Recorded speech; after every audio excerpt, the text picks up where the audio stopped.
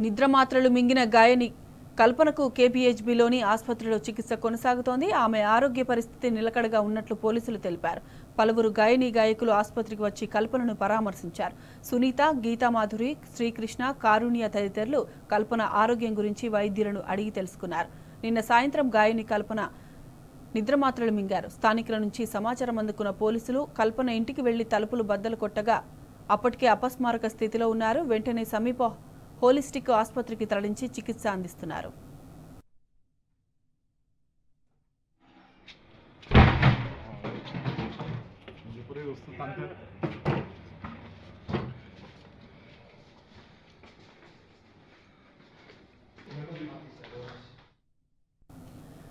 కేవలం గాయనిగానే కాకుండా డబ్బింగ్ ఆర్టిస్టుగా, నటిగా తనకంటూ ప్రత్యేక స్థానాన్ని ఏర్పరచుకున్నారు సింగర్ కల్పన. తెలుగు చిత్ర పరిశ్రమలో ఉన్న పాపులర్ సింగర్లలో కల్పన ఒకరు. మధురమైన గాత్రంతో ఎన్నో సూపర్ హిట్ సాంగ్స్ పాడి శ్రోతలను మైమర్పించారు.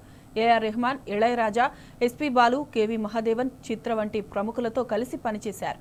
అలాగే బిగ్ బాస్ గేమ్ షోలోనూ ఆమె పాల్గొన్నారు.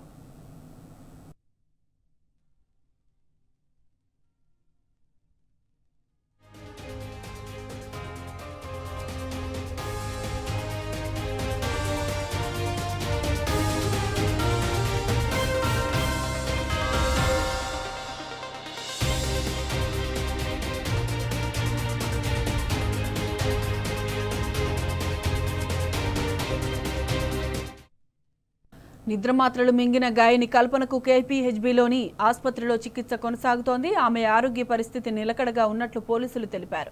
పలువురు గాయకులు ఆసుపత్రికి వచ్చి కల్పనను పరామర్శించారు. సునీత, గీతామాధురి, శ్రీకృష్ణ, కారుణ్య తదితరులు కల్పన ఆరోగ్యం గురించి వైద్యులను అడిగి తెలుసుకున్నారు.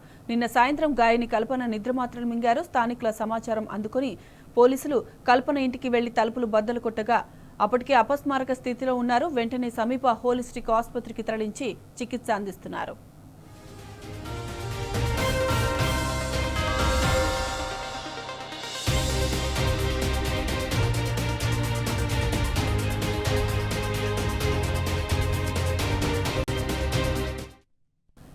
కేవలం గాయనిగానే కాకుండా డబ్బింగ్ ఆర్టిస్టుగా, నటిగా తనకంటూ ప్రత్యేక స్థానాన్ని ఏర్పరచుకున్నారు సింగర్ కల్పన. తెలుగు చిత్ర పరిశ్రమలో ఉన్న పాపులర్ సింగర్లలో కల్పన ఒకరు.